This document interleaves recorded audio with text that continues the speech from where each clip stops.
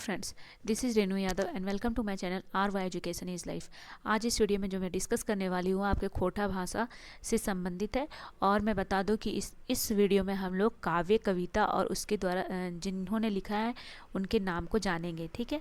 और ये किस एग्ज़ाम के लिए इम्पॉर्टेंट है, तो ये स्पेशली पीजीटी, टीजीटी, पीआरटी और जेपीएससी, जेएसएससी एग्जामिनेशन और झारखंड से संबंधित अन्य एग्जामिनेशन जो भाषा पर आधारित है, तो खोटा भाषा से संबंधित जो भी एग्जामिनेशंस है आपके लिए बहुत ही इम्पॉर्टेंट है। तो ये पार्ट 1 है। चलिए, आपके सामने कुछ रहा क्वेश्चंस आप देख सकते हो जिसे हम लोगों को याद करना है, ठीक है। तो पहला यहाँ पे खोटा काव्य यानी कि काव्य कविता संग्रह। तो पहला हम लोग देख सकते हैं यहाँ राम कथा अमृत जो लिखा है वो काव्य है और इसे लिखा है श्रीनिवास पानुरी ने। उसके दूसरा आपका आता है समाधान काव्य जिसे श्रीनिवास पानुरी ने लिखा है। तीसरा है मेघदूत खोटा अनुवाद श्रीनिवास पानुरी। दिव्य ज्योति काव्य उसे भी श्रीनिवास पानुरी ने लिखा है। जिन लेखकों ने लिखा है उनके लगातार मैं लेकर आई हूँ कि उनके द्वारा लिखी गई जितनी भी कहानियाँ होंगी एक सीक्वेंस वाइज है ताकि आप लोग आसानी से याद कर सको, फिर आपको खोजना ना पड़े, ठीक है। देखिए, तो यहाँ हम लोग देख सकते हैं राम कथा अमृत मैंने यहाँ पर बता दिया। चलिए, उसके बाद दिव्य ज्योति मैंने बताया। दिव्य ज्योति क्या है, किसने लिखा है? काव्य श्रीनिवास पानुरी ने लिखा है। बाल किरण ये भी एक काव्य है जिसे श्रीनिवास पानुरी ने लिखा है। उसके आंखिक गीत, आंखिक गीत जो है वो एक काव्य है जिसे श्रीनिवास पानुरी ने लिखा है। तितकी, तितकी एक कविता संग्रह है जिसमें कविता ही है, इसे श्रीनिवास पानुरी ने लिखा है। मालाक फूल, मालाक फूल भी किसने लिखा है? श्रीनिवास पानुरी ने लिखा है, ठीक है। चलिए आगे देखते हैं। आगे हमारा जो सवाल है, आगे हम लोग देख सकते हैं यहाँ पर, मैं इसको थोड़ा छोटा कर देती हूँ ताकि आप लोग को अच्छे से दिखे, ठीक है।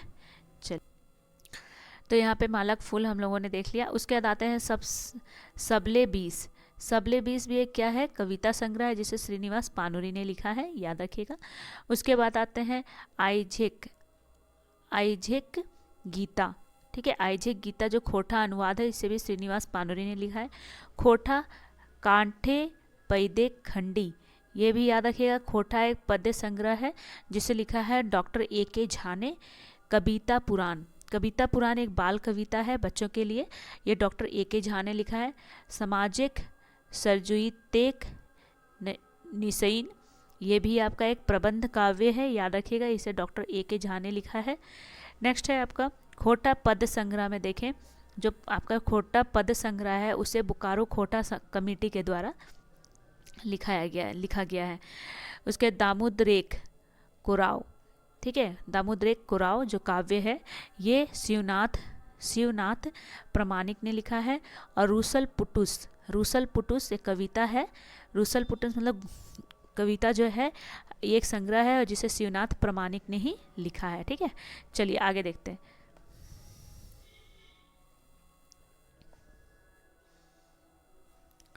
आगे आप देख सकते हैं, आगे मैं बता दूं कि यहाँ तक देख लिया। मैचगंधा, मैचगंधा जो है वो काव्य है, शिवनाथ प्रमाणिक ने ही लिखा है। तातल हेमाल, तातल हेमाल जो है कविता संग्रह है जिसे लिखा है किसने? इसे लिखा है शिवनाथ प्रमाणिक ने ही लिखा है। एक पथिया डोंगल महुआ, एक पथिया डोंगल महुआ कविता संग्रह जिसे संतोष कुमार महतो ने लिखा है। उसके बाद एक मौनी फूल बहुत इंपॉर्टेंट है, जो आपके सीजीएल जैसे से सीजीएल में एक मौनी फूल जो है वो आपका सिलेबस में भी है, इसे याद रखिएगा। इसे लिखा है संतोष कुमार महतो ने लिखा है, संतोष कुमार महतो ने, ठीक है, इसको याद रखिएगा। डिंडाक डोआनी ये भी एक प्रबंध है, प्रबंध काव्य है जिसे बंसीलाल बंसी ने लिखा है, बंसीलाल बंसी ने लिखा है। मुक्तिक डहर जो है वो प्रबंध काव्य है, श्याम सुंदर महतो श्याम ने लिखा है। और श्याम जो है याद रखिएगा, श्याम सुंदर महतो का उपनाम है, ये भी याद रखिएगा। भीष्मेक सत जो है वह काव्य है जिसे फूलचंद महतो ने लिखा है। नेक्स्ट है पैन सोखा एक गीत संग्रह है, इसमें गाना है, इसे लिखा है सुकुमार ने, ठीक है। चलिए आगे देखते हैं। तो हमारा आगे जो है आप देख सकते हो बहुत सारे क्वेश्चंस हैं, ऐसा नहीं है कि एक दो है, मैं सारा कराऊंगी, इसलिए आप लोग कम से कम एक चीज़ जान लीजिए कि ये सारे क्वेश्चंस हम लोगों को। तो हमारा जो नेक्स्ट है, तो बाबा हाथेक रतन, बाबा हाथी रतन भीमराव अंबेडकर की जीवनी पे है, जिसे शिव कुमार ने लिखा है, बहुत इंपॉर्टेंट है, याद रखिएगा। नेक्स्ट है लोर।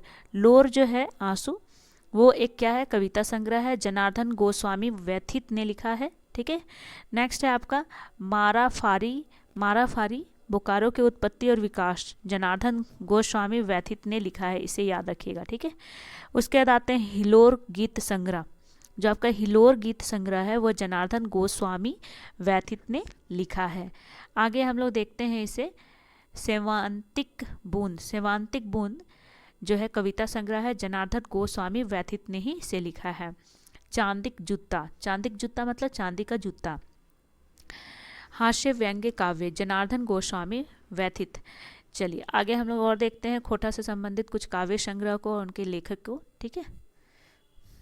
नेक्स्ट हम लोग देख लेते हैं। और देखिए बहुत सारे ऐसा है, ऐसा नहीं है कि हम लोग तो थोड़ा सा याद करें हो जाएगा, ऐसा नहीं है।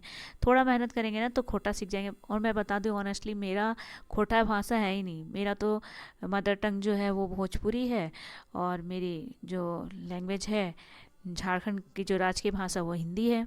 फिर भी मैं कोशिश कर रही हूँ कि मेरी जो खोटा भाषा है वो बहुत अच्छा हो जाए, ठीक है। चलिए आगे मैं बताती हूँ आपको। चांदिक जूता तक हो गया हम लोगों का।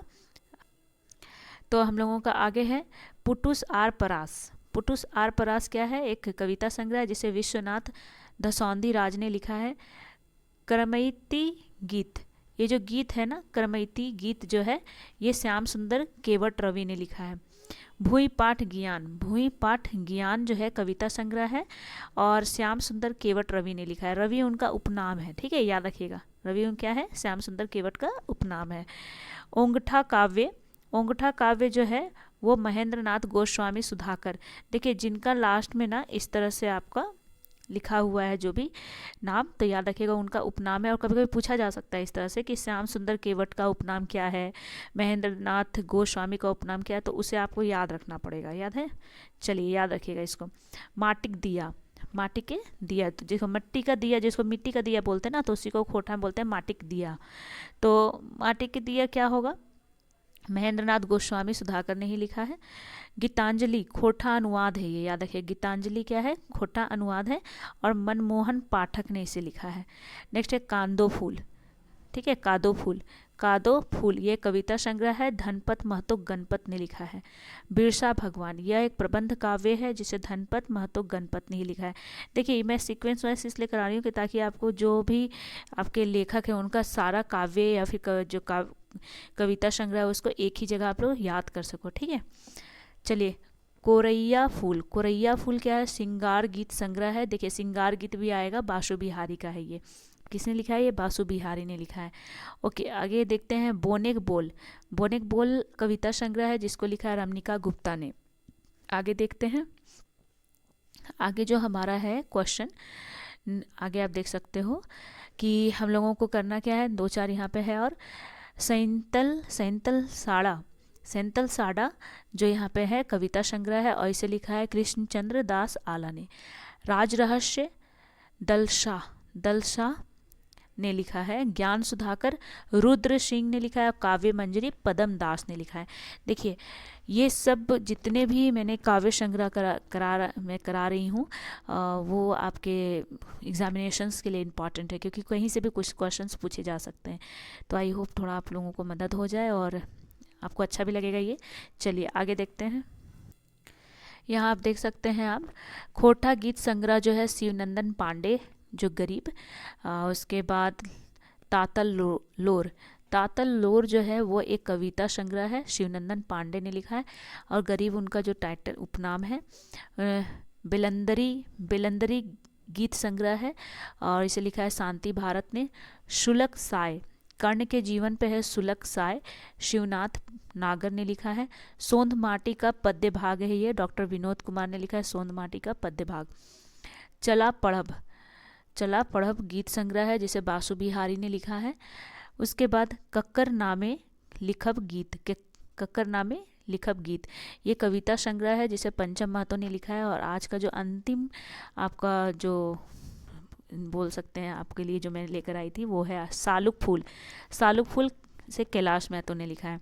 तो आज इतना ही। तो फिर नेक्स्ट पार्ट 2 जो मैं लेकर आऊँगी उसमें आपको और भी बहुत सारे कविता और जो गद्य पद्य और जो कहानी है या फिर व्यंग है या फिर बोल सकते हैं किसी और जो संरचनाएं हैं उससे संबंधित जो लेखक हैं उनके नाम और कहानियों के नाम से संबंधित और भी मैं लेकर आऊँगी जो खोटा भाषा से आधारित है। तो आज के लिए इतना ही। आई होप ये वीडियो आपके एग्जामिनेशंस के लिए हेल्पफुल हो, आपको मदद मिले। और खोटा भाषा ज़्यादा टफ नहीं है, थोड़ी सी अगर आपने कोशिश करें तो खोटा भाषा सीखा जा सकता है, ज़्यादा टफ नहीं है। ठीक है, इतना मतलब मुश्किल नहीं है कि आप नहीं सीख पाएंगे, बहुत ही आसान सा है। तो आई होप आप लोगों के वीडियो बिल्कुल पसंद आए, और अगर पसंद आता है तो प्लीज़ मेरे चैनल को सब्सक्राइब करें और साथ ही साथ इसे मेरे वीडियो को लाइक करें और इसे दोस्तों के साथ शेयर भी करें ताकि उन्हें भी इसके बारे में जानकारी मिल सके। थैंक यू एंड बाय, और अपना ख्याल रखें।